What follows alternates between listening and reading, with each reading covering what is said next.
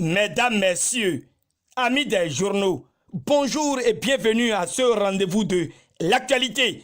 Depuis hier, lundi 17 décembre 2018, le Bénin a encore étonné le monde.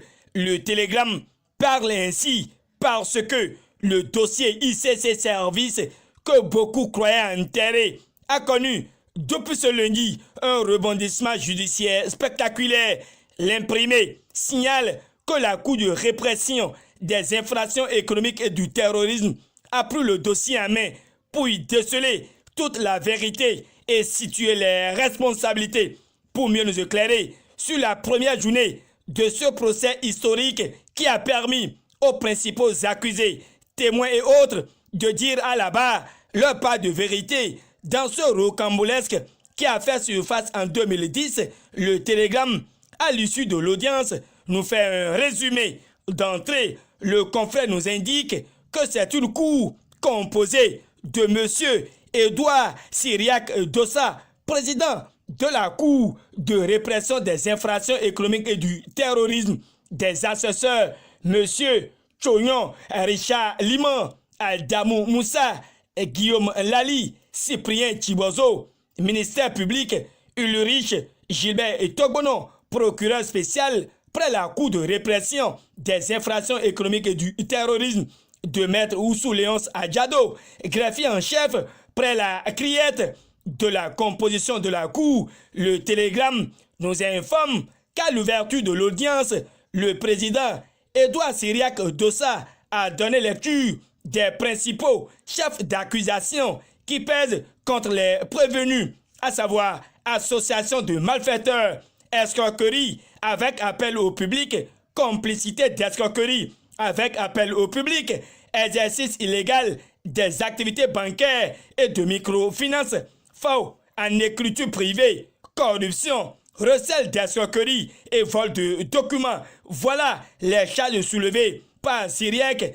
avant de procéder à la vérification de la présence des présumés coupables. Le journal de Étienne Ouessou nous révèle que 4 accusés n'étaient pas au rendez-vous, mais cela n'a pas empêché, outre mesure, la tenue de l'audience, car la plupart des principaux accusés, Guy Akplogan, Émile Tegbenou et consorts, sans oublier certains anciens ministres du président Boni Yayi, comme Pascal Irénée Koupaki, Armand Zizinowe et Victor Prudent Tokpanou, étaient également présents. Des écrits de Télégramme, l'on retient que les principaux accusés, tels Guy Akplogan, Émile Tegbenou, Michel Agbonon, n'ont pas reconnu les accusations formulées à leur encontre. Voilà qui ouvre le débat quand Guy Akplogan déclare avoir été reçu par le directeur du cabinet du président Boni Yayi en 2008 en la personne de M. Nestor Dako, qui nous a demandé d'installer une structure dans son village, martèle la Nouvelle Gazette. Le Télégramme donne le point de chaque situation qui a prévalu hier à la Cour de répression des infractions économiques et du terrorisme, tout en donnant le film de l'audience à la criette. Fraternité clarifie que la justice veut faire la lumière sur les 250 milliards collectés. En tout cas, le quotidien de Meneton notifie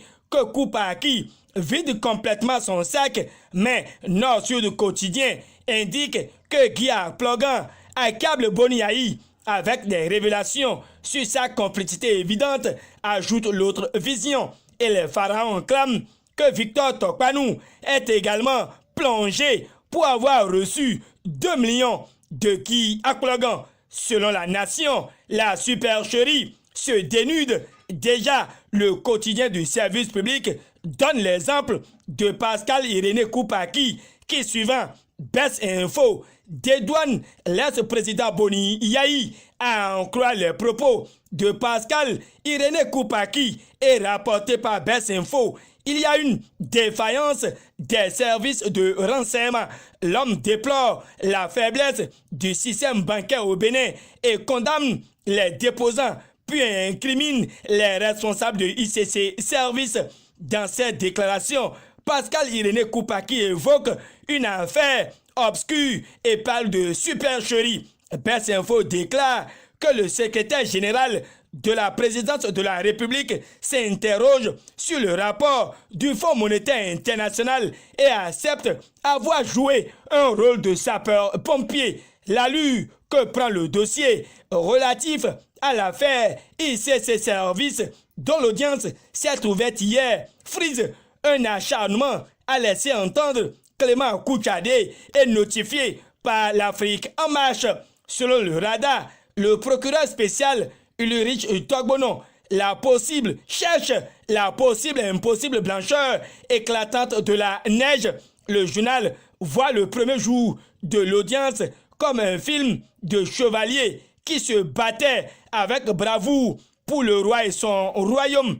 À présent, nous allons continuer avec d'autres informations tout en ayant en tête que le procès de l'affaire ICC Services devant la Cour de répression des infractions économiques et du terrorisme continue ce mardi 18 décembre 2018 à Porto Novo. L'actualité regagne les informateurs et aborde les informations afférentes à la construction de la centrale thermique de Maria Greta. De ses écrits, le confrère nous situe sur la descente du ministre Donald Jean-Claude Oussou le dimanche 16 décembre 2018 sur le site de la construction de la centrale thermique de Maria Greta, accompagné des représentants des 16 associations des consommateurs. L'objectif de cette visite était de faire constater aux représentants des associations des consommateurs le niveau d'évolution des travaux. Les résultats parlent, indique le matinal.